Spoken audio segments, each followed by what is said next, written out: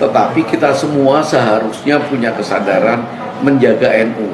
Ini barang sudah tidak ada masalah, tiba-tiba beberapa orang meramaikan soal potensi TPPU.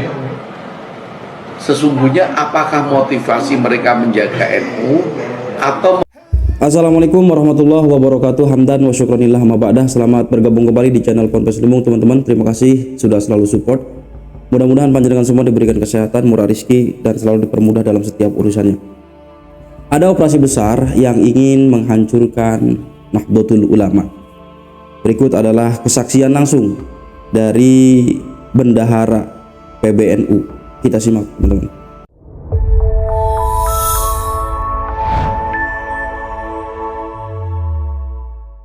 Oke, jadi 100 miliar itu memang betul-betul ada transaksi yang masuk dari awal, memang tidak ditutupi atau disembunyikan.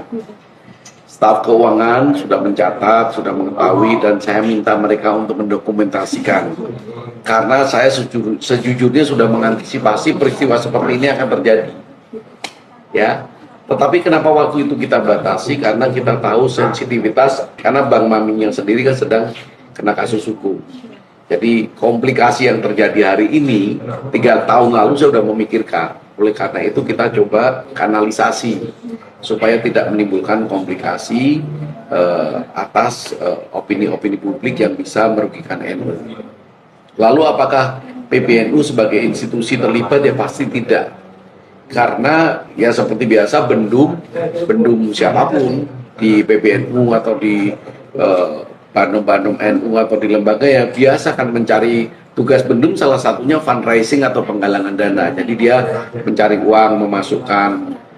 Kebetulan dalam kasusnya Bang Maming ini kan dia mendapat sangkaan korupsi yang akhirnya menjadi vonis.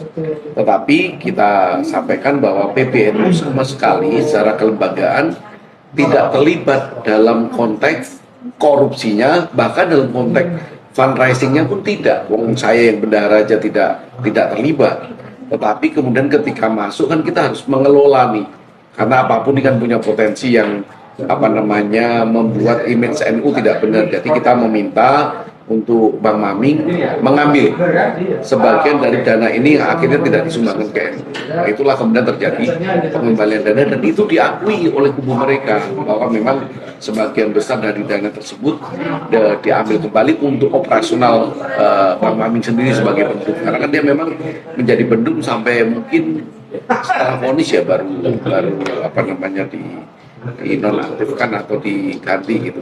Intinya begini, ada beberapa hal yang secara pendek adalah: pertama, ketika memasukkan uang, kita semua kan tidak tahu bahwa itu memang tugas bendum, beliau memasukkan, dan beliau dari awal yakin uang yang dimasukkan itu tidak ada hubungannya dengan tindak korupsi.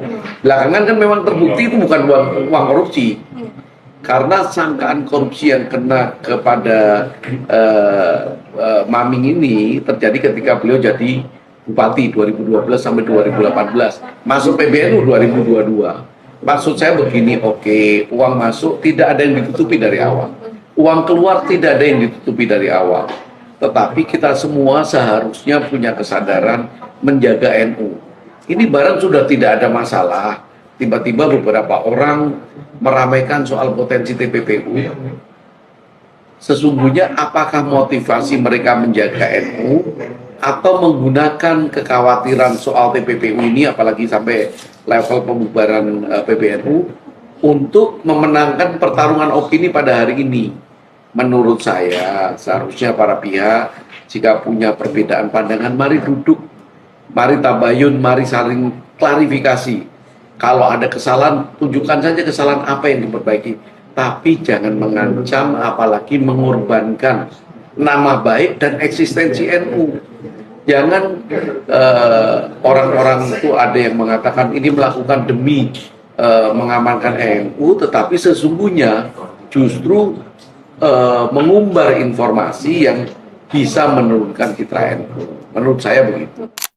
Ya, jadi memang banyak sekali petaka ya akhir-akhir ini di PBNU ya, bukan NU. Jadi walaupun secara organisatoris ya para pemimpin, para elit-elit di PBNU, lembaga itu kan lembaga platform aja itu, Jadi PBNU itu tidak lebih besar dari NU kultural yang mengamalkan amalia NU itu di tengah-tengah masyarakat. Ya, itu cuma sebatas ya rumah aja gitu, sebagai identitas. Jadi banyak sekali petaka-petaka ya. Ya mungkin ini ada sangkut pautnya dengan polemik nasab. Ditambah Rois Amnya kita udah tahu kedoknya itu luar biasa ya, pemuja khilafah, macem-macem. Tapi walaupun di kepengurusan PBNU itu ribut, ya kan, kiai-kiai kita pada ribut, di masyarakat itu adem ayem.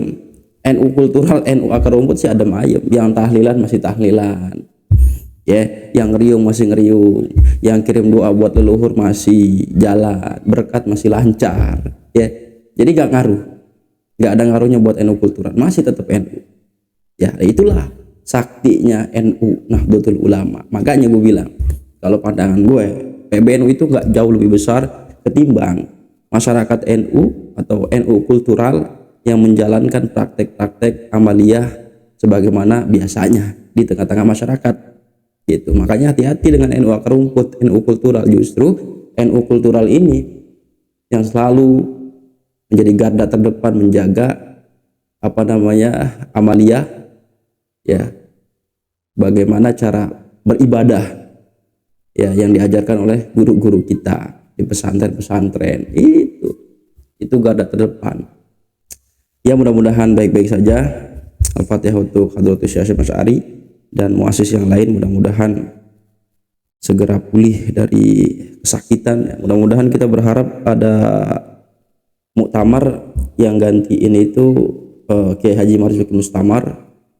Beliau pantas buat jadi Rois Am, dan ketua PBNU-nya menurut gue sih cocoknya itu ya Kiai Imad, ya Kiai Haji Ahmaduddin Usman Al-Bantani. Khutbah pada makadar dan Allah wa yakum ajmain. Assalamualaikum warahmatullahi wabarakatuh.